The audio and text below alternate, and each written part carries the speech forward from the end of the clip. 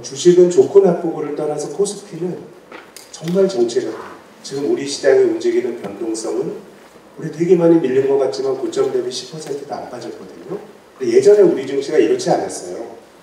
강세장에서 한번 밀리면 20% 밀리다가 바로 또 회복하는 탄성을 보여줬는데, 근데 지금은 역사적으로 보면 우리의 통념과는 다르게 주가 지수의 변동성은 되게 정체가 돼 있는데, 그러니까 이게 투자자들에게 좋은 건 아닌 것 같아요. 그러니까 주가 지수를 보면 예전보다는 깨져도 크게 낭패 안 보고 올라도 별로 재미가 없는 건데, 주식이라고 하는 건 기본적으로 벌려고 하는 거잖아요. 그러다 보니까 이제 투자자들이 나타나는 행태가 될 수 있는데 몰리는 거거든요. 잘 모르겠지만 뭔가 한국 경제가 정체가 돼 있는데 2차 전지가 괜찮을 것 같아요. 그럼 그쪽으로 과도한 쏠림이 나타나면서 뭔가 시장이 성장 못할 때 역설적으로 성장주들이 올라가는 것 같아요. 침체냐 둔화냐의 문제지 경기가 좋지 않게 가는 것들은 좀 명확한 것 같아요. 그러면은 더 이상 이제 금리를 올리기는 어렵고요. 그런 상황에서 보면 경기와 물가를 비교했을 때, 감안했을 때 내년에는 금리 인하가 불가피하다고 봅니다. 그래서 아마 그 시기가 내년 하반기 정도 될 것 같고, 경기가 안 좋은데 기업들의 이익 성장에 나올 수 있느냐의 문제가 되는 것이고, 사실 그 중심에 우리나라 시장은 반도체가 있습니다. 시장의 컨센서스로는 내년에 180조 원을 예상하고 있거든요. 올해 120조인데 120조인데 내년에 한 180조 원인데 올해 반도체 이익 기여도가 없어요.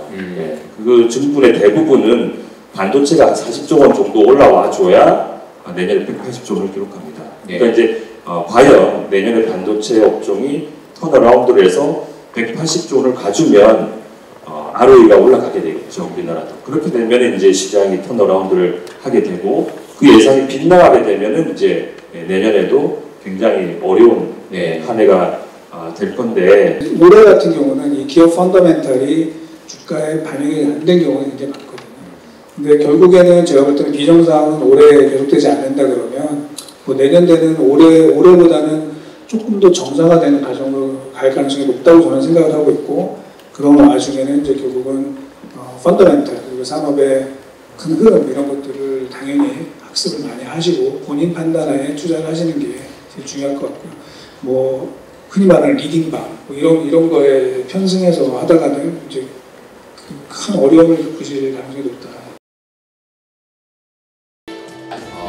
오늘 저희 이제 센터장님 세 분 모시고 시장에 대한 저는 제 소개를 먼저 드리면은 저는 여의도에 있다가 2년 전에 스타트업으로 이직을 했는데 그때가 스타트업이 제일 좋을 때였더라고요. 그래서 2년 동안 많이 고생하면서 유튜브 활동하고 이렇게 활동하고 있는 이효석이라고 하고요. 여기부터 센터장님부터 한번 소개를 좀 부탁드리겠습니다. 간단하게. 예, 안녕하십니까. 저는 신영증권에서 일하는 김학균입니다. 96년도에 증권회사 입사했는데 어찌어찌 하다 보니 지금까지 시장에 있습니다. 초대해 주셔서 감사합니다. 네. 96년부터 하셨으면은 이제 몇 년 되신 거죠? 27년 됐네요. 주가지수 800일 때 입사했는데 그래도 2300이면 복리로 한 5% 정도 올랐나 모르겠네요. 네. 27년 동안 보시면서 아마 올 한 해 시장을 보시면서 어떤 소감을 가지셨는지, 그리고 이제 내년 시장에 대해서 어떤 생각 가지고 계신지를 좀 말씀해 주실 수 있을 것 같고요.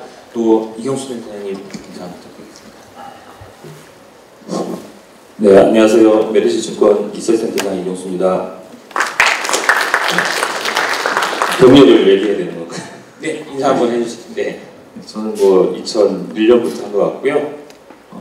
김학균 센터장님보다는 좀 덜하지만 벌써 체력이 지쳐서 올해는 진짜 시장 전망을 더 이상 할 수 있나 이런 고민을 많이 했던 것 같습니다. 어쨌든 한 20년 넘게 좀 하고 있는 것 같습니다. 네, 알겠습니다. 많은 기대해 주시고요. 그리고 마지막에 이성훈 센터장님 부탁드리겠습니다. 네, 안녕하세요. 저 유진투자증권의 이승우라고 합니다. 저는 이제 앞에 두 분과는 달리 두 분은 이제 시장과 또 경제 이쪽에 최고 전문가이시고요. 저는 사실은 그거보다는 반도체 이렇게 좀 섹터에 초점을 두고 그동안 리서치를 해봤고요.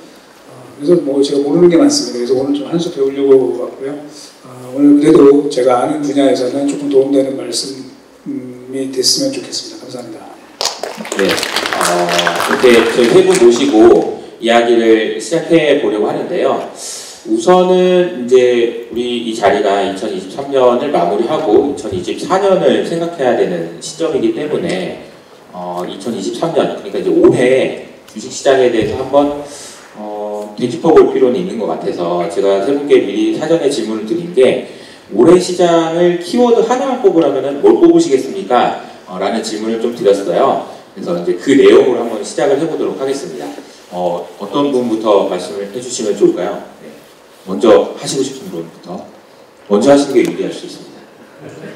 제가 좀 할까요? 올해 그 1월 2일이었나? 1월 3일은 하여튼 첫 번째 시장이 열리는 날 저희가 보고서를 하나 냈습니다. 그 반도체 관련 보고서를 냈는데요. 사실 올해 전망이 안 좋았잖아요. 뭐 상당히 그 가격이 많이 내려갈 것 같았고 어쩌면은 삼성전자나 SK하이닉스가 적자가 날 가능성도 있다라고 이미 그때부터 얘기가 좀 되고 있었는데 그때 저희가 보고서 낸 거는 뭐냐면 올해 반도체 주가는 되게 좋을 수 있다라는 보고서를 냈어요.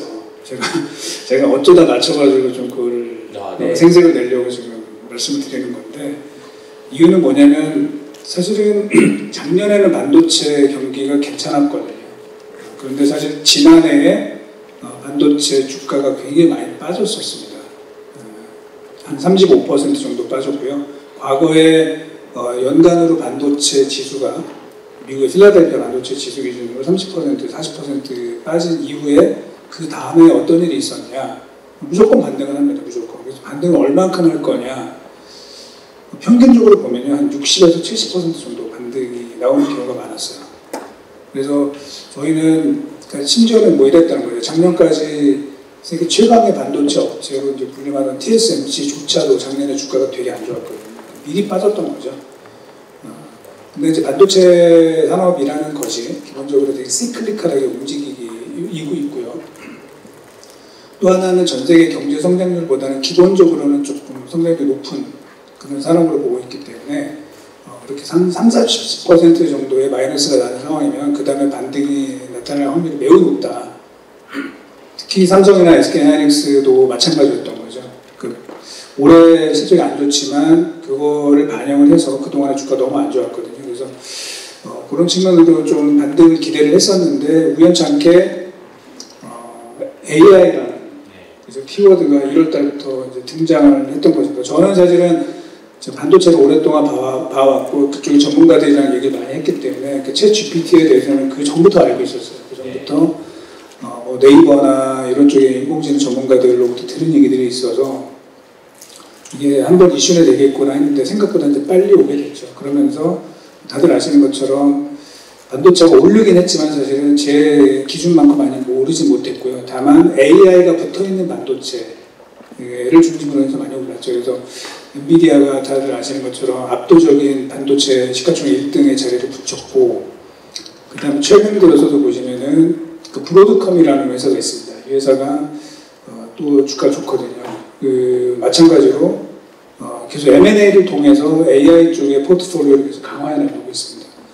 그리고 거기에서 결국은 뭔가 남들보다 잘하고 있다는 걸 보여주지 못할 경우에는 뭔가 시장에서 밀리는 게 명확하게 나타납니다. 오늘 다들 아시는 것처럼 어저께 실적 발표한 마이크로소프트랑 구글 같은 경우도 마찬가지죠. 구글의 실적이 나빴냐? 좋았습니다. 좋았는데 단 하나 사실은 클라우드의 매출액이 성장률이 좀 둔화됐다는 거잖아요. 반면에 마이크로소프트는 오히려 그쪽이 좀 올라갔고 그럼 실제로 저희가 주변에서 물어봐도 뭐 구글 바드를 현재 이렇게 자주 쓰는 사람들이 있냐 거의 없더라고요. 그 차이가 나타나는 거다. 결국은 실적 자체보다는 AI가 얼만큼 이제 앞으로 우리의 미래에 큰 영향을 줄 것이냐 거기에 모든 것이 좀 달려있고 그게 상반기부터 지금까지도 올해를 끌어온 그런 주요 키워드가 아닌가 생각을 합니다. 네, 이승우 센터장님은 AI를 올해의 키워드로 뽑아주셨습니다. 어떻게 보면은 말씀해주신 대로 연초에 반도체 주가가 좀 올라가는 듯 싶어가지고 했는데 생각보다는 많이 안 올라서 좀 아쉽다라는 말씀도 해주셨고 AI 때문에 구글과 뭐 그러니까 마이크로소프트처럼 지각 변동이 좀 일어나고 있다. 이 부분을 좀 이야기를 해주셨는데요. 이경수 센터장님은 어떤 거를 키워드로 한번 뽑아볼 수 있을까요? 네, 제가 생각할 때는 그냥 표준 편차 같아요. 표준 편차. 네. 그 애널리스트가 이제 하는 일이 미래 현금 흐름을 예측하고 거기서 이제 금리를 통해서 할인하고 거기에 현재 어떤 기업의 적정 가치, 적정 금리 이런 것들을 산출해내는 이제 사람들인데 이제 보통 그 적정 가치라는 것이 이제 어떤 평균 우리가 생각하는 어떤 그 가장 합리적인 가격이라고 생각하면 그걸 일표준 편차를 벗어났을 때는 이제 그 평균과의 거리가 벌어졌으니까 다시 적정 가치로 수렴할 거다라는 전망을 이제 하게 되는 거죠. 금리든 기업 가치든. 그런데 올해는 그걸 더 벗어나서 이제 이 표준 편차까지 벌어지는 현상들이 나온 거죠. 대표적으로 올해 시장이 LS가 거의 다 못 맞춘 이유가 그 금리가 하나 있죠. 예, 미국 10년 만기 금리를 봤을 때는 다 3% 중반까지는 안정화될 거라고 예측을 했었는데 특히 하반기부터는요. 근데 오히려 5%까지 벌어지면서 우리가 생각하는 물가나 경기 수준에 비해서 금리가 더 적정 금리라고 생각하는 수준에서 더 벌어지게 되는 그러면서 모든 것들이 다 어긋나게 됐던 것 같고요. 또 이제 2차 전지도 상반기엔 좋았고 하반기에는 안 좋았지만 이런 것들이 우리가 생각하는 적정 기업 가치하고는 정말 다르게 움직이게 되는 것이죠. 그러니까 우리는 이제 이 표준 편차를 하면은 적정 가치에서 굉장히 멀어져 있는 예외적 구간이라고 생각해서 다시 복귀할 거라고 수렴할 거라고 다들 예측을 하는데 그것이 작동하지 않고 더 왜곡되고 더 벌어지는 현상이 벌어지면서 올해는 훨씬 더 힘든 시기가 아니었나 이렇게 생각합니다.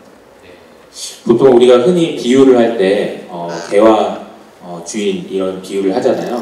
그러니까 개를 데리고 산책을 나가면 개가 가봐야 어디까지 가겠어 하고 하는데 그 줄이 올해는 유독 길었던 게 아닌가. 그게 끝까지 간 거죠. 줄이 늘어나지 않는 줄이면 따라오게 돼 있는데 그렇죠. 그게 고무줄처럼 이제 늘어났다. 더 늘어져 버리는 거죠.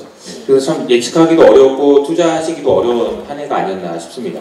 모든 것이 좀 과도하지 않았나. 모든 금리도 과도하게 올랐는데 또 오르는 종목들은 또 많이 오르다고 또 많이 빠지고 이런 현상들이 나타나니까 투자자들이 참 힘들었다 이런 이야기를 많이 하시는데 김학준 센터님은 어떤 걸 키워드로 한번 뽑아보실 수 있을까요? 저는 시장은 대정체 이런 말씀을 드리고 싶습니다. 근데 저희처럼 하루하루 시장 보는 입장에서는 오늘같이 떨어지게 되면 참 세상이 끝나는 것 같다는 느낌이 들고 하루 또 주가 오르면 사람의 마음이 바뀌기 마련인데 저도 금리라든가 이런 것들은 이경수 센터장 말씀하신 것처럼 우리가 생각했던 예측의 범주를 벗어난 것 같고 주식은 좋고 나쁘고를 떠나서 코스피는 정말 정체가 지금 우리 시장이 움직이는 변동성은 우리 되게 많이 밀린 것 같지만 고점 대비 10%도 안 빠졌거든요. 근데 예전에 우리 증시가 이렇지 않았어요. 강세장에서 한번 밀리면 20% 밀리다가 바로 또 회복하는 탄성을 보여줬는데 근데 지금은 역사적으로 보면 우리 통념과는 다르게 주가지수의 변동성은 되게 정체가 돼 있는데 그러니까 이게 투자자들에게 좋은 건 아닌 것 같아요. 그러니까 주가지수를 보면 예전보다는 깨져도 크게 낭패 안 보고 올라도 별로 재미가 없는 건데 주식이라고 하는 건 기본적으로 벌려고 하는 거잖아요.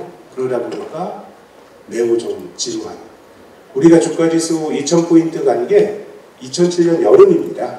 그동안 종목 구성도 바뀌고 했지만 지금 16년 지나서 한 2300에서 놀고 있으니까 그러니까 우리는 좀 덜 빠지고 많이 못 오르는 그러다 보니까 이제 투자자들이 나타나는 행태가 될 수 있는데 몰리는 거거든요. 잘 모르겠지만 뭔가 한국 경제가 정체가 돼 있는데 2차 전지가 괜찮을 것 같아. 그럼 그쪽으로 과도한 쏠림이 나타나면서 뭔가 시장이 성장 못할 때 역설적으로 성장주들이 올라가는 것 같아요. 왜 별로 살 게 없잖아요. 은행주 살라 그러면 규제 이런 거 있고 대부분의 종목이 또 중국이 얽혀 있는데 중국 안 좋다고 하니까 그러니까 시장이 저는 주가 지수로 보면 굉장히 변화가 없는 정체인데 시장 내부적으로 보면은 특정 섹터는 매우 큰 다이내믹스가 있는 것 같고요. 2차 전지가 참 오를 때도 화끈했고 지금 떨어질 때도 또 비슷한 모습이 나타나고 있는 건데 이게 일반적으로 성장이 정체됐을 때 쏠림이 있을 때 나타나는 좀 일반화시킬 수 있는 모습인 것 같거든요. 그래서 뭐 시장 전체적으로 보면 뭐 크게 돈 벌 사람도 없고 크게 깨진 사람도 없지만 안에 그 종목 하나하나 보면 되게 부침이 좀 심했던 그런 한 해였다고 저는 생각합니다.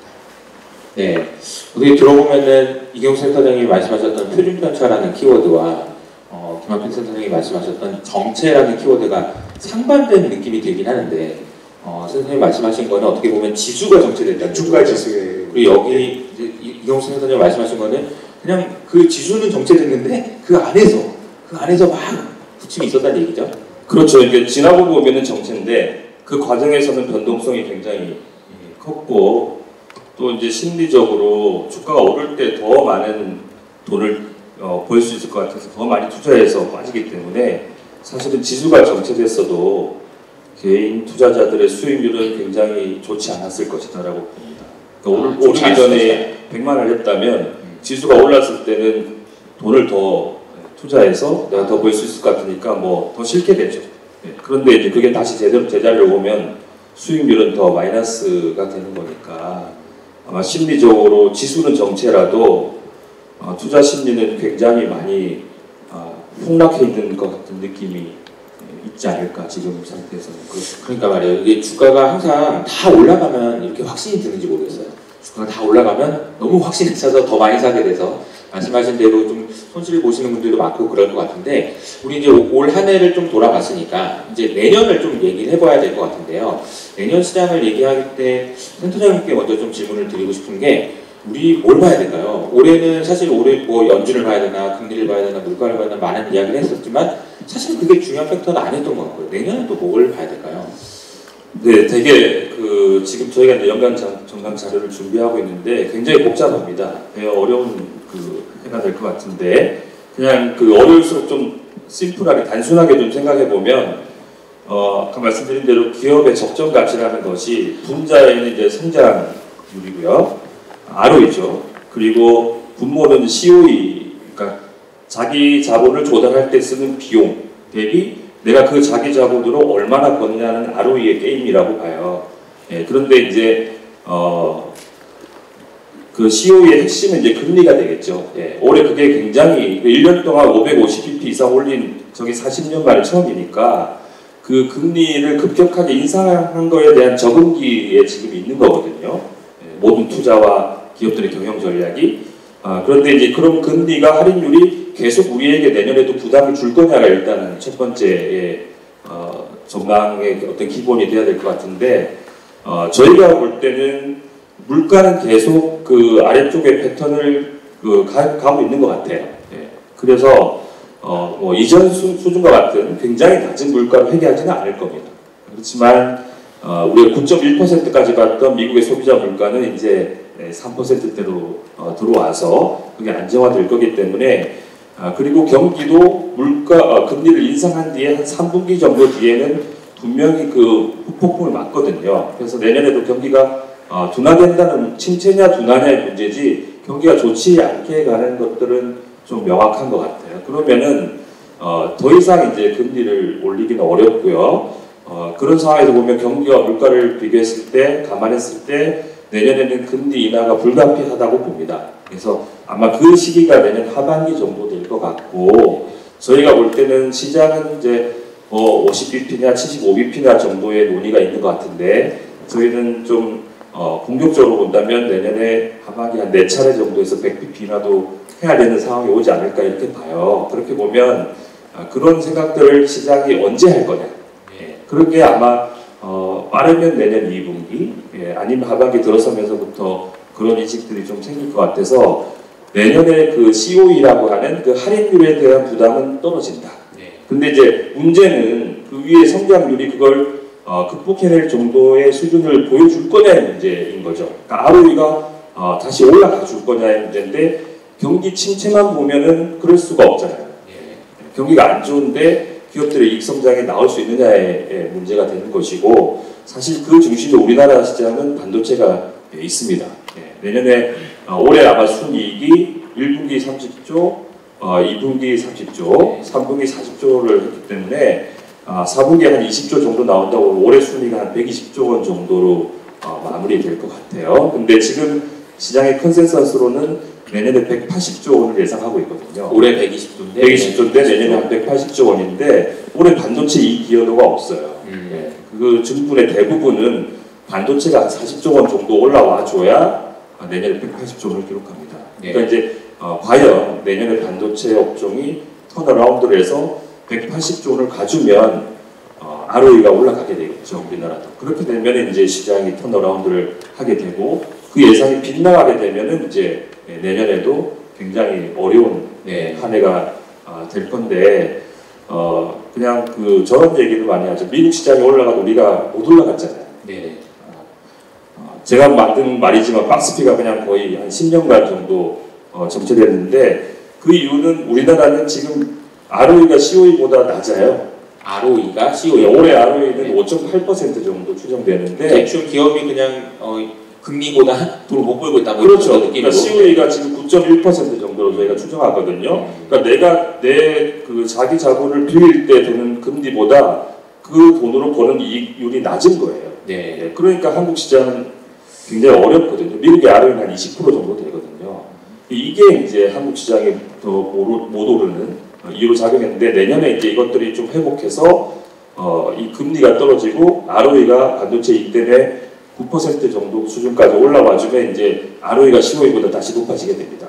예, 그렇게 되면 시장이 턴어라운드를 하게 되겠죠. 그래서 내년에는 두 가지다. 네. 하나는 우리가 예상하는 대로 내년 하반기부터 미국이 금리 인하를 하고 한국도 같이 동조화되면서 시장의 금리가 하락해 줄 것이냐, 그러니까 할인율이 떨어져 줄 거냐.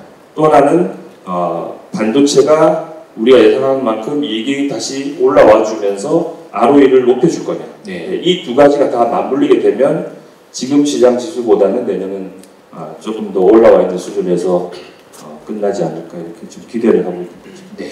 시장을 정리를 해주셨는데 두 가지로 정리를 해주신 것 같아요. 이제 금리가 내려갈 수 있느냐, 연준이 언제 금리를 내릴 것이며 그 금리를 내린다고 할 때 시장은 언제부터 그걸 반영할 것이냐 이 한 축이 있다면 또 이게 이익이라는 측면에서 경기가 안 좋아질 텐데 이 반도체가 어떻게 될 거냐 이 질문을 한 두 분한테 드려야 될 것 같아요. 우선은 바로 반도체를 여쭤보지 않을 수가 없어요. 그러니까 우리나라 시장은 어쩔 수 없이 반도체의 영향이 너무 크고 올해 이제 삼성전자 하이닉스가 AI 시대가 되면서 이 두 대의 지금 양상도 좀 HBM이라는 것 때문에 좀 바뀌는 것 같기도 하고요. 내년에 이제 반도체를 중심으로 좀 어떻게 보시나요? 사실은 제가 한 작년 초부터 삼성이나 SK 하이닉스에 대해서 약간 워닝을 줬던 거는 뭐냐면 재고 증가 속도가 너무 빠르다라는 거였어요. 저희가 볼 때는 향후 PC나 스마트폰 쪽에 디맨드가 그렇게 강할 것 같지 않은데 업체들의 투자 발표는 너무 공격적이었던 것 같고 실제로 이제 재고가 계속 증가하고 있었어요. 물론 전제 이후에 또 팬데믹 이후에 재고 레벨이 좀 증가하는 부분이 있었지만 제가 볼 때는 너무 과도했다. 그래서 그 원인을 계속 줬는데 그거를 심각하게 받아들이지 않았어요.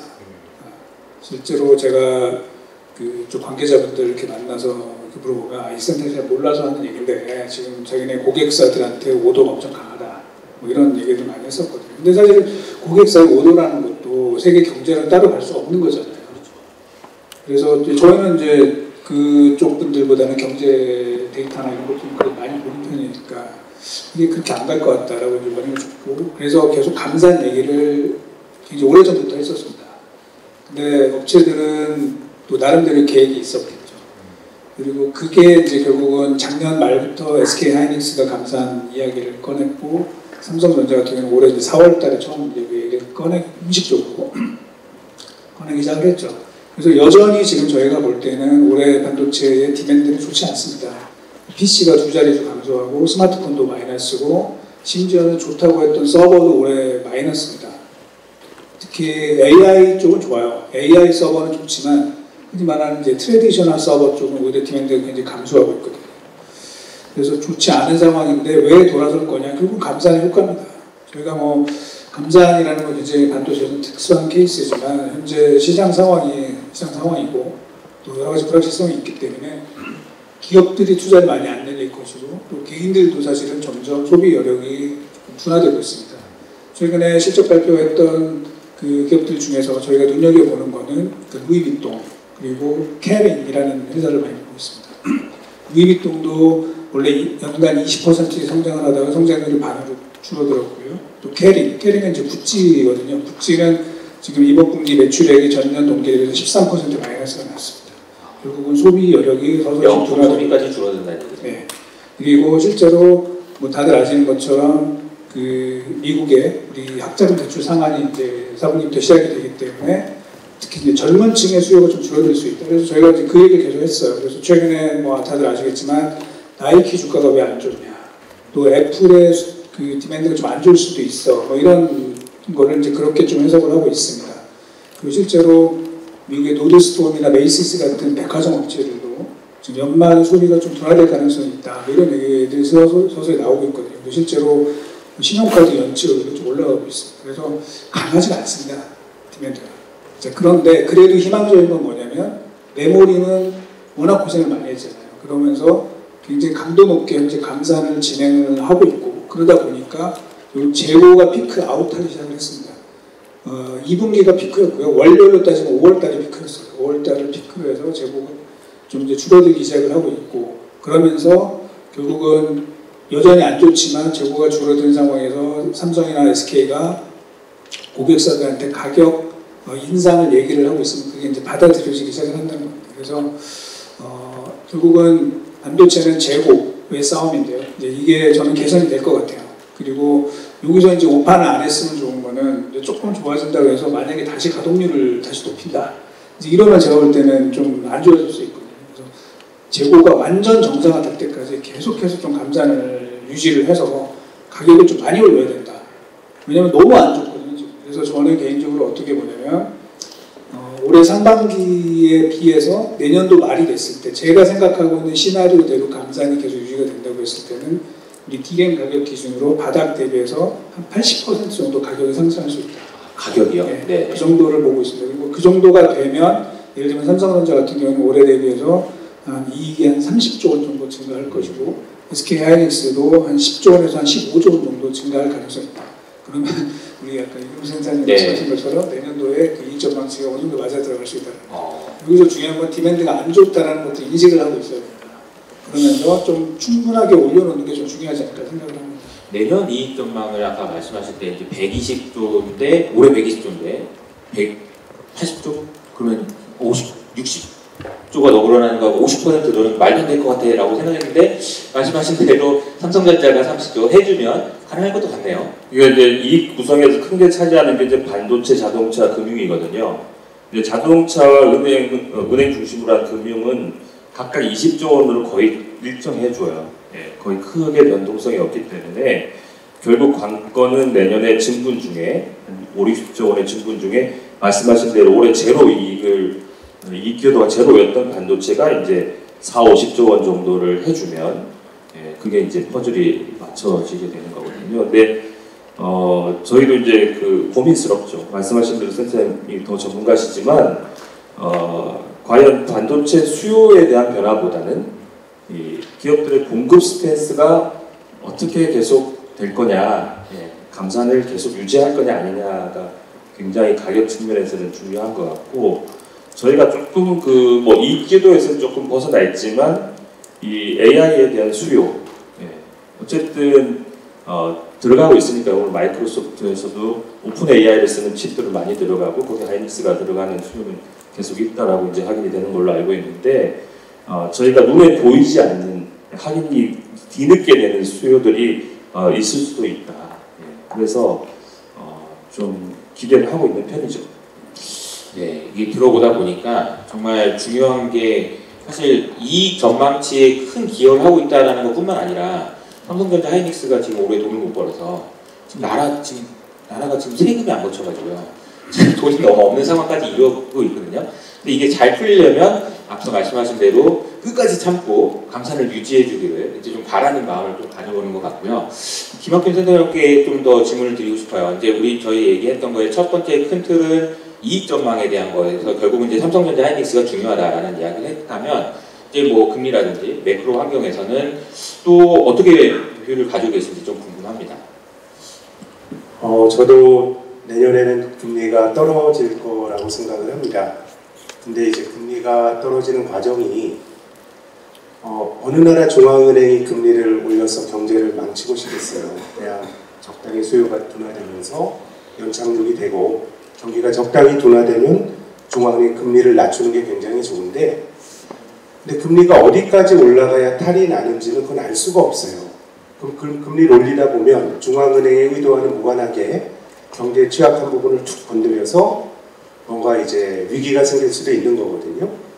그래서 저는 이 한국은행이 미국보다 금리가 역전이 된 굉장히 불편한 상황, 원화가 이렇게 약한 불편한 상황임에도 불구하고 금리를 못 올리는 건 이제 자기의 판단이 있는 것이죠. 금리 올렸을 때 인플레도 중요하지만 뭔가 경제 시스템의 안정성이 해쳐질 수 있다라고 하는 그런 걱정이 있는데, 제 생각에는 지금은 중앙은행의 오판으로 예컨대 막 연준이 인플레 잡으려고 금리를 많이 올려서 경제가 탈이 날 확률은 매우 낮다고 봅니다. 최근에 미국의 금리가 많이 올라갔지만 금융시장에서 예상하는 다음 주 미국 연준에서의 금리 전망은 동결이에요. 그 시장은 지난 7월에 금리 인상이 마지막일 거다라고 하는 게 시장의 컨센서스거든요.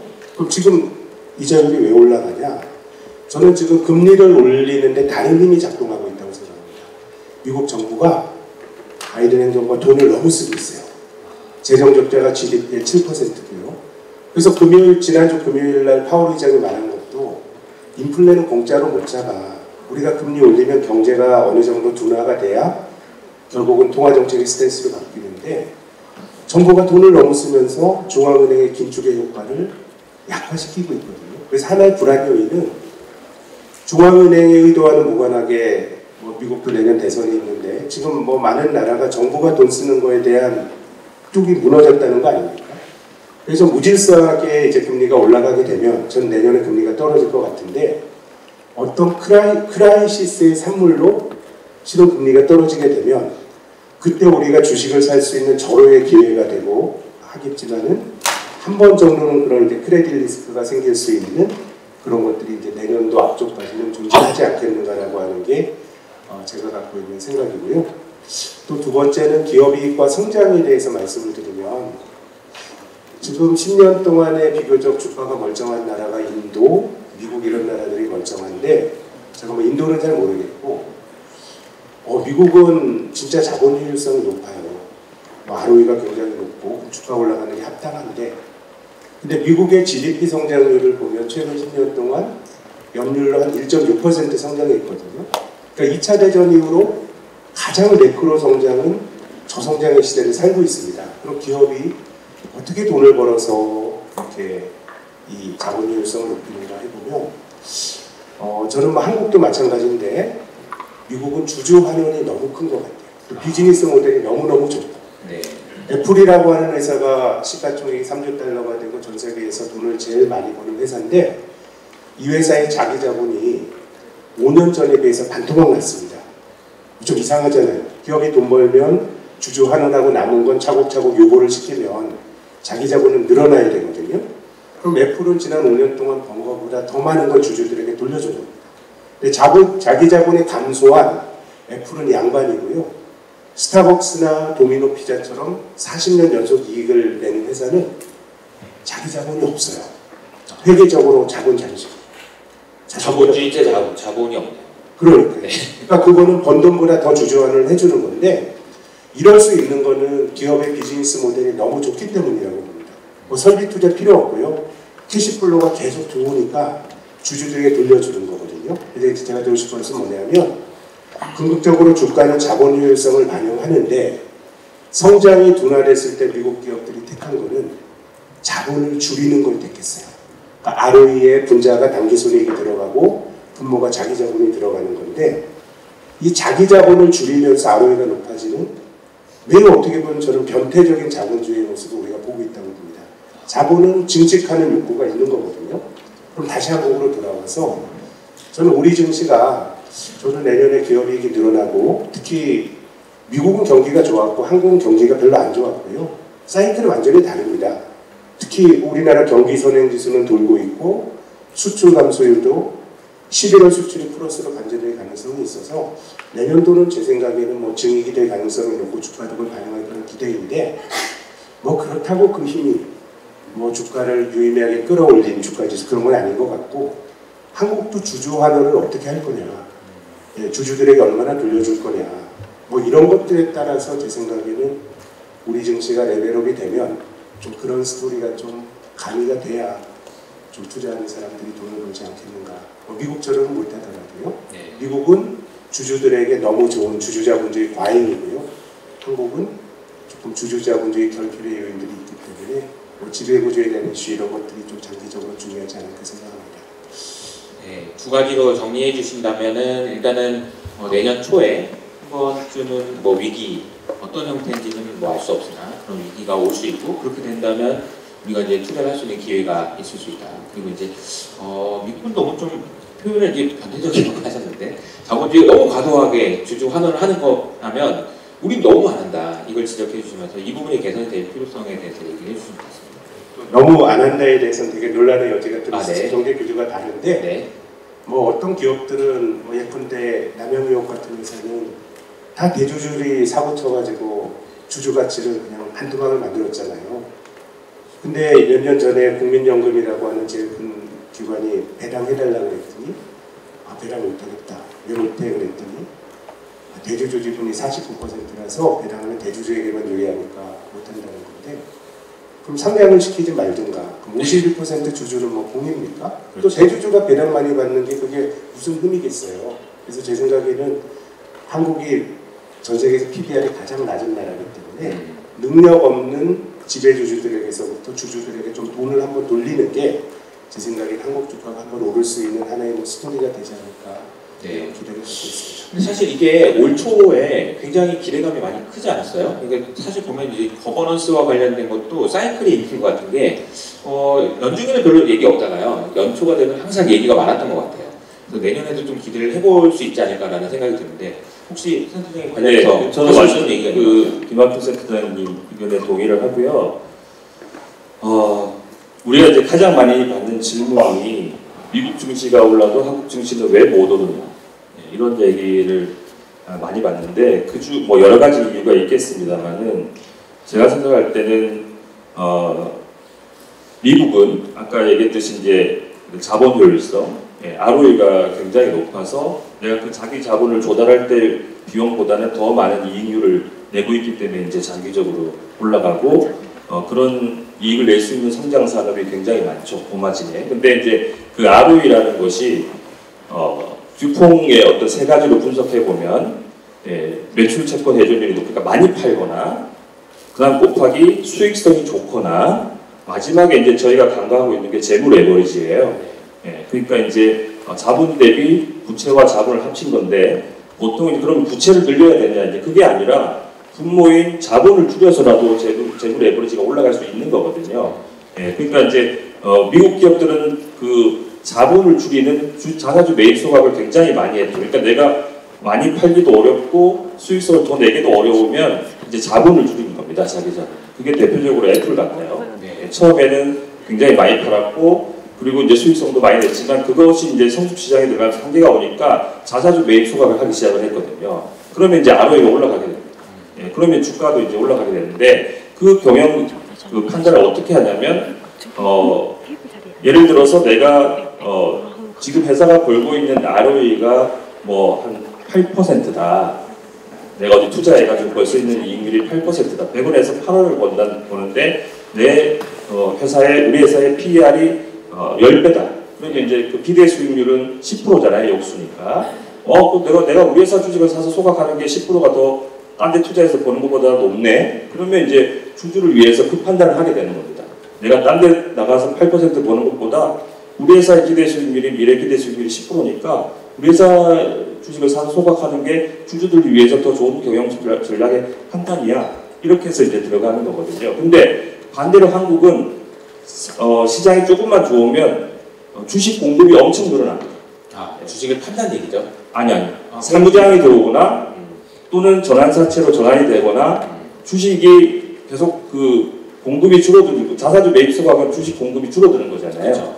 그러면 지수가 있어 올라가겠죠. 근데 한국은 시장이 조금만 좋아도 회사들이 너무 자기 자본시장에서 너무 많은 자금을 조달해 간다는 거예요. 주식수를 늘리면서. 네. 쪼개기 상장도 주식의 하고 공급이 늘어난다는 거죠. 전환사채 매장인도 많이 찍어대고 계속 그 IPO도 들어오고 해서 주식수가 계속 늘면서 지수가 올라갈 수가 없어요. 그러니까 이게 정반대의 어떤 흐름들이 나오고 있는 거죠. 미국과 한국에.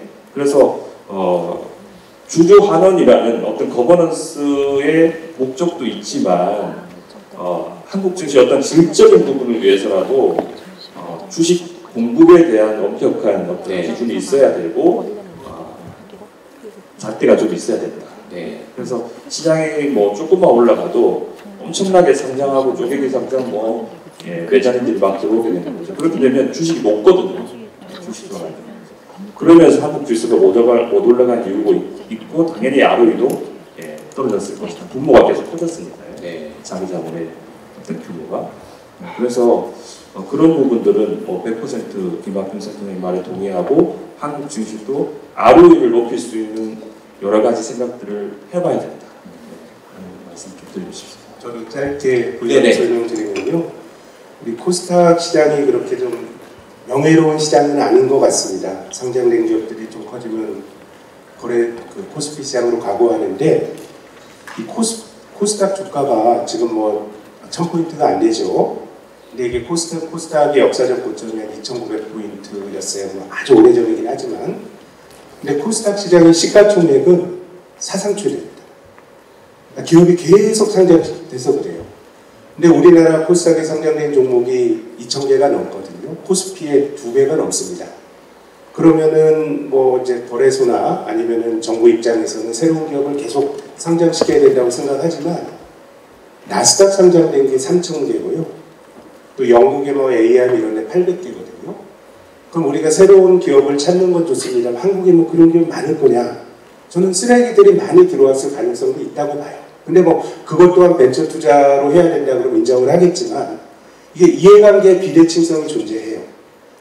코스닥은 개인 투자가들 중심의 시장인데 상장하면서 개인들이 기업들에게 주식을 사면 돈을 몰아주는데 그것이 전문적인 투자자 벤처 캐피탈이나 이런 사람들은 이탈을 하지만 돈을 몰아준 개인 투자가들은 돈을 못 버는 굉장히 극심한 이해관계의 비대칭성이 존재하기 때문에 저는 한국 증시에서 특히 코스닥은 공급에 대해서 정말 진지하게 고민을 해봐야 된다고 생각합니다. 네, 오늘 이 거래소에서 공급에 대해서 좀 고민해달라는 화두를 이제 던져주신 것 같아요. 저희 주제가 이거예요. Buy New Korea, 코리아 프리미엄이 온다 이건데요. 이야기를 하다 보니까 너무 좀 우울해지는 것 같습니다. 대외 환경도 그렇고 대내 환경도 좋은 게 없다 이런 느낌으로 좀 가는 것 같아서 자 그러면 이제 주제를 좀 바꿔서 자 이제 내년을 이제 전망을 하기 위해서 우리가 여러 가지 이야기를 했어요. 금리 이야기도 했고 이익 전망 이야기도 했습니다. 그리고 이제 거버넌스 이야기 굉장히 중요하죠. 이 이야기 했는데 그럼 이거는 이제 우리에게 주어진 조건이라고 하면 우리 개개인들은 어떤 식의 자세로 어떻게 투자를 해야 되는지에 대한 이야기를 좀 하면 좋을 것 같거든요. 물론 좀 어려운 이야기이긴 하지만 내년에 우리 투자자분들은 이제 주식 투자를 하신다면 어떤 접근을 하는 게 좋을지 이 부분을 좀 말씀을 듣고 싶습니다. 이승우 센터장님 먼저 시작해 볼까요? 굉장히 어려운 말씀인데요. 오늘 저희 주제가 코리아 프리미엄이 온다. 그리고 그 앞에 주식 공급과 관련된 말씀들을 많이 해주셨습니다. 굉장히 좋은 말씀을 저도 당연히 동의를 합니다. 오늘 구글 주가가 빠지고는 있지만 이제 구글은 예를 들면 유튜브 상장 안 시키잖아요. 자회사 상장 안 시킨단 말이죠.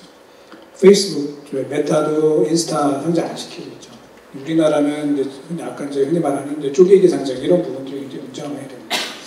그래서 한국이 이 코리아 프리미엄을 어떻게 얻을 거냐는 저는 이제 그런 부분을 기업들도 생각을 많이 하셔야 될 것 같고요.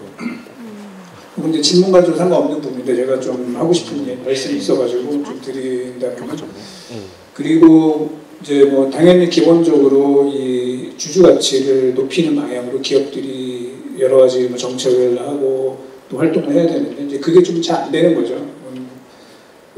예를 들면 대주주의 가치를 높이는 쪽으로 가다 보니까 쪼개기 상장도 나오고 이렇게 되는 부분이 있고요.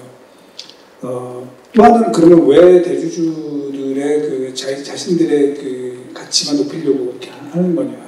그 근본적인 문제 굉장히 많을 거예요. 굉장히 많을 건데 이제 제가 볼 땐 그 중에 하나가 이제 뭐가 있냐면은 좀 비현실적으로 높은 상속세 부담이 상당히 있어요. 기업들 입장에서. 네. 50%라는 상속세를 내기 위해서는 일단 주가가 올라가면은 좋지가 않죠. 그게 기본적으로 저희 주식시장의 프리미엄을 갉아먹는 이제 그런 부분들이 있습니다. 그래서 우리 자본시장에서 어떻게 할 수 있는 것은 아니고 사실 뭐 정치인분들이 입법을 해줘야 되는 부분인데 이제 그런 문제점들을 생각을 하시고 정책을 좀 입안을 해줬으면 어떨까라는 말씀을 좀 드리고 싶고요. 또 하나는 또 일부는 이제 기업의 주가가 올라가기를 원하시는 이제 경영자분들도 상당히 있죠. 그런데 제가 해외 글로벌 기업들이랑 비교를 해보자면은 뭐 예를 들면 저희가 애플이나 테슬라 그 IR 컨퍼런스 같은 걸 들으면 거기에 진행자라든지 또는 누가 직접 나오냐면 팀 쿡이 직접 나오고 일론 머스크가 직접 나옵니다. 최고 경영자 또는 뭐 대주주의 말을 직접 듣거든요. 그만큼 자본시장을 대하는 기업들의 자세도 상당히 많이 바뀔 필요가 있다는 거예요. 하지만 국내 기업, 대기업들은 그렇지 않죠. 물론 점점 좋아지고는 있어요. 제가 볼 때는 예전에 비해서는 훨씬 더 IR 하는 것도 좀 세련이 됐고 더 중량감 있는 분들이 나오고 있는데 글쎄요, 언젠가는 제가 봐서는 우리 대기업의 총수들이 직접 나와서 투자자들과 또 애널리스트들이랑 대화하면 훨씬 더 신뢰도가 올라가지 않을까 이제 그런 생각을 좀 해봅니다. 개인들이 이제 어떤 식으로 투자를 해야 될 거냐 하는 건데 사실은 이게 이제 올해 굉장히 어려웠죠. 왜냐면 올해의 주식시장의 또 다른 이제 테마 중에 하나가 테마주 시장이었다는 거죠. 물론 이제 공포 근거는 다 있겠죠. 근거는 다 있긴 하겠지만 그게 사실은 기업의 어닝과 어떤 속도로 가는지를 비교를 해보면서 저희가 투자를 해야 되는데 그거는 이제 계산 안 하시고 그냥 묻지마 투자를 하시는 분들이 굉장히 많았습니다. 근데 이제 그게 내년에도 계속 될 거냐? 글쎄요, 이제 저는 이제 그렇게 해서 돈을 버신 분들도 있겠지만 굉장히 리스키한 거죠. 특히 자기가 충분히 공부가 안 된 상태에서 그리고 테마에 편승해서 가게 될 경우 굉장히 큰 손해를 보시는 분들이 굉장히 많습니다. 그리고 또 왜 그럼 이렇게 됐느냐 하는 문제는 여러 가지가 있겠지만 정보통신 기술의 확산 이런 것도 저럴 때는 굉장히 있는 것 같아요. 정보의 이동 속도가 너무 빨라졌죠. 너무 빨라졌고 흔히 말하는 이 단체 채팅방 이런 걸 통해서 아주 빠르게 확산되는 것들 또 그거를 이용해서 또 자기네들의 이익을 보려고 하는 또 일부 약간 불쌍한 세력들도 좀 있는 것 같고 이제 이게 맞물리면서 올해 굉장히 아까 처음에 말씀하셨던 것처럼 개별 종목들이나 이런 따라서 굉장히 변동성이 큰 장세들이 펼쳐졌는데요. 손해 안 보시고 저희가 투자를 하려면은 이제 기본적으로는 당연히 개인이 뻔한 얘기고 많은 분들이 얘기하셨을 텐데 기본적으로는 첫째는 매크로 공부 많이 하셔야 될 것 같고요. 그래서 기본적으로 아무리 기업이 좋다 하더라도 매크로가 뒷받침 안 되면은 어려운 부분이 있기 때문에 그래서 금리의 변화, 우리 아까 선생님들이 말씀하셨던 그 부분도 굉장히 많이 보셔야 되고 또 하나는 당연히 이제 기업의 펀더멘털이 어떻게 바뀌느냐. 근데 이제 올해 같은 경우는 이 기업 펀더멘털이 주가에 반영이 안 된 경우가 굉장히 많거든요. 근데 결국에는 제가 볼 때는 비정상은 올해 계속되지 않는다 그러면 내년 되는 올해보다는 조금 더 정상화되는 과정으로 갈 가능성이 높다고 저는 생각을 하고 있고 그런 와중에는 이제 결국은 펀더멘털 그리고 산업의 큰 흐름 이런 것들을 당연히 학습을 많이 하시고 본인 판단하에 투자를 하시는 게 제일 중요할 것 같고요. 흔히 말하는 리딩방 이런 거에 편승해서 하다가는 이제 큰 어려움을 겪으실 가능성이 높다 이렇게 말씀드리고 싶습니다. 리딩방, 테마주 이런 얘기가 사실은 올해만큼 무게감을 줄 때가 있었나 싶기도 하고요. 근데 이런 모습들을 바라보는 투자자들 입장에서는 펀더멘탈이 뭐가 중요해? 돈만 벌면 되지. 당장 테마주에 사가지고 돈을 벌었어. 이런 분들도 있고 그러다 보니까 이거를 하지 말라고도 못하겠고 하라고도 못하겠고 이런 상황인 것 같거든요. 이렇게 좀 어떻게 보면은 국내 시장도 그렇고 해외 시장도 그렇고 바뀐 투자 환경에서 어떤 자세를 가지고 해야 되는지 이 부분 고민 많이 하셨을 것 같은데 이경수 선생님 한번 연관되든 아니면 내년에 대한 투자 관련되든 얘기를 해주시면 좋을 것 같습니다. 네, 테마주는 이제 매매 영역인 것 같아요. 근데 이제 그 매매를 정말 내가 잘 할 수 있느냐에 대해서 스스로 많이 좀 돌아봐야 될 것 같고, 결론적으로는 굉장히 어렵다 라는 거죠. 지나고 보면 마이너스 수익률이 가능성이 높고, 처음에 이제 거기에 흥분하시는 분들은 대부분 주식을 하신 지 얼마 안 되신 분들이 들어가자마자 수익률이 많이 나올 때 흥분하게 되고, 굉장히 내가 잘하는 것 같고 이런 생각이 들기 시작하거든요.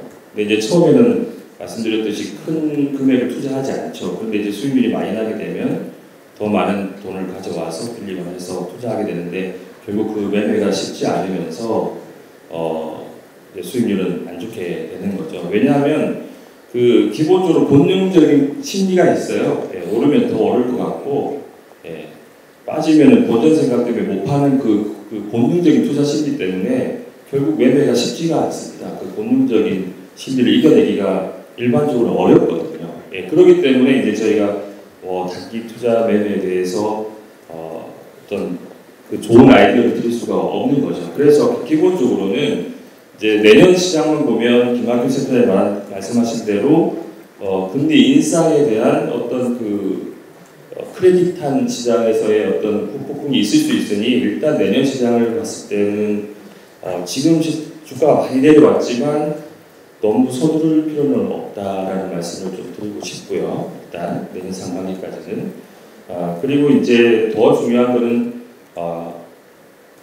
금융위기 이후에 미국 시장을 봤을 때 어떤 상태냐라고 보면 계속 장기적으로 상승 추세에 있거든요.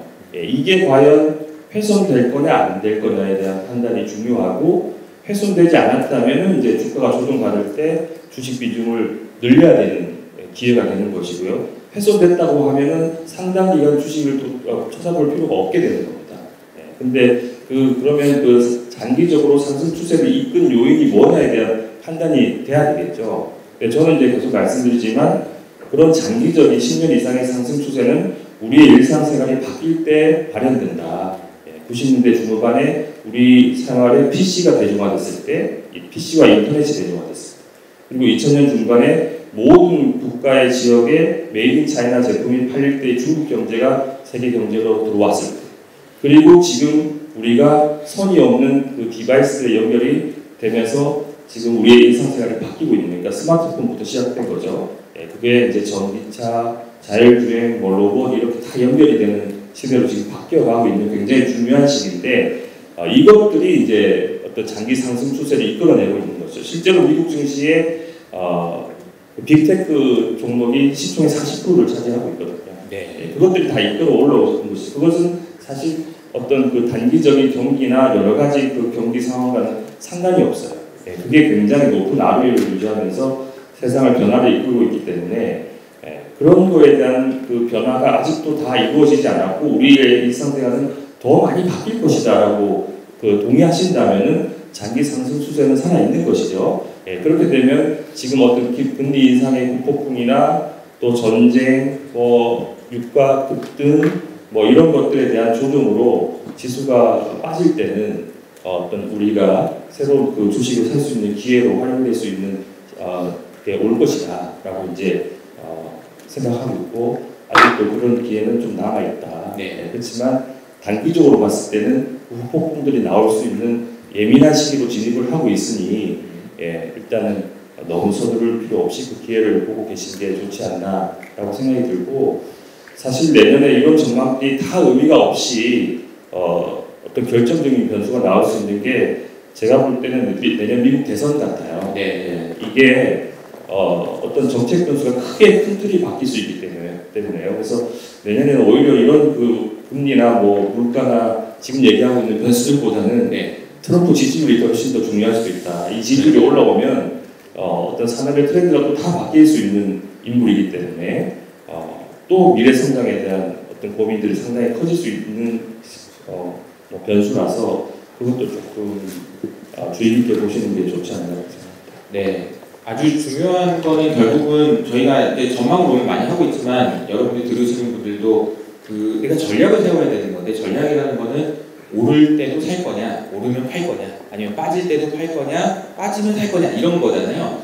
이제 말씀하신 대로 큰 추세는 유지된다라는 가정, 이 가정에는 우리의 생활이 변화되고 있다. 그리고 그 변화는 계속된다. 라는 가정이 틀리지 않으면 큰 추세는 유지될 가능성이 높은데 아무래도 단기적으로는 주식이 좀 흔들릴 수 있으니 그런 빠지면 사자 뭐 이런 정도로 이해를 하면 되지 않을까 싶습니다. 시간이 너무 빨리 지나가고 있는데요. 현 사장님께도 비슷하게 네, 말씀을 여쭙고 싶습니다. 저는 그 시장에 대한 판단과 대응은 조금 다를 수 있다고 생각하거든요. 특히 우리나라처럼 장기 박스권에 머물러 있는 그 시장에서는 나쁠 때 안 사면 기회가 없어요. 또 기본적으로 우리 시장이 대단히 성장성 있는 걱정은 많지만 또 엄청나게 고평가된 시장은 아니지 않습니까? 종합주가지수 16년 전에도 2000, 지금도 2300인데 그 기간 동안에 상장사들이 벌어들인 이익만 해도 1000조 원이 넘는데 그래서 제 생각에는 뭔가 이제 시장이 나쁠 때는 또 이게 또 한국 시장의 역으로 좀 이제 주식을 사는 아이디어로 좀 활용이 돼야 된다는 생각이고요. 그리고 마지막으로 드리고 싶은 말씀은 주식 투자가 저는 보면 저도 잘 모르겠지만 많이 아는 거는 돈 벌기 위한 굉장히 중요한 필요 조건이긴 합니다. 그러니까 지식이 없이 돈을 벌 수 없어요. 내가 투자하는 자산에 대한 깊이 있는 지식이 없이. 근데 또 안다고 돈을 많이 버는 것도 아닌 것 같아요. 그것은 왜냐하면 본질적으로 우리가 주가를 모르기 때문이에요.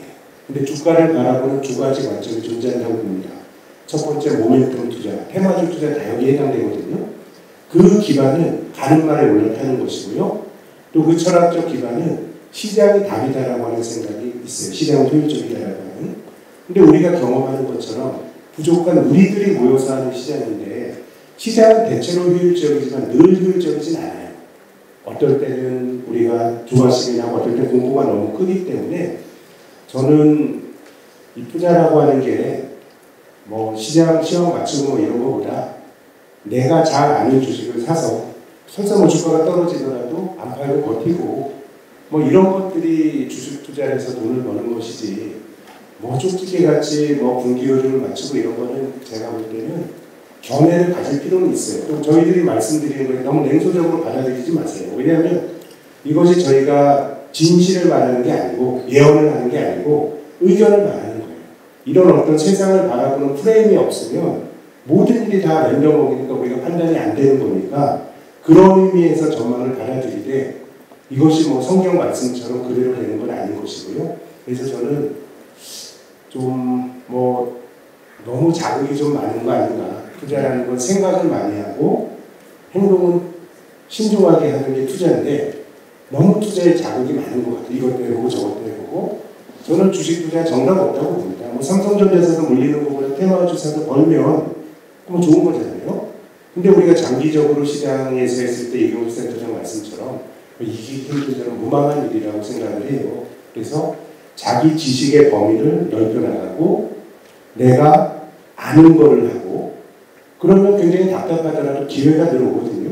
우리가 코로나 이후에 한국 사람들이 투자에 대한 집단적인 조급증에 걸렸었죠. 이거 하면 망할 것 같고. 근데 실은 그렇게 열광했을 때가 상당히 위험한 시기였고 그냥 1000포인트나 가격이 낮아졌는데 겁이 더 나니까 약간은 대중 역행적으로 해야 되고 그럼 그렇게 고민해서 언제 투자하냐? 전 투자 평생 하는 거라고 생각해요. 평생 하는 기회는 늘 있어요. 코로나 다음에 나타났던 강세장이 정말 짜릿한 강세장이었지만 80년대 이후로 우리 증시가 순환적 불마켓이 8번 있었어요. 우리 1400에서 3300까지 간 게 랭킹 몇 번째 같으세요? 6번째입니다. 그러니까 이거 아니면 아는 기회 없고요. 또 이 기회 놓치면 내가 기회 못 좀 이런 거 없어요. 오히려 그런 거는 좀 의심해 봐야 돼요. 자산 가격이 훨씬 더 많이 반영하고 있는 거니까. 그래서 저는 시장이나 이런 것도 좀 중요하지만 꾸준히 학습하면서 내 알의 범위를 넓히면 이 워렌 버핏 같은 사람 거부인데 그 사람 재산의 95%가 65세 이상의 효소가 되는 거 아닙니까? 그러니까 우리가 그런 데 희망을 가지고 주가를 보기보다는 제 생각에는 투자 대상에 대해서 좀 우리가 깊이 고민을 하는 그런 것들이 장기적으로 돈을 버는 투자가 아닌가라고 저는 봅니다.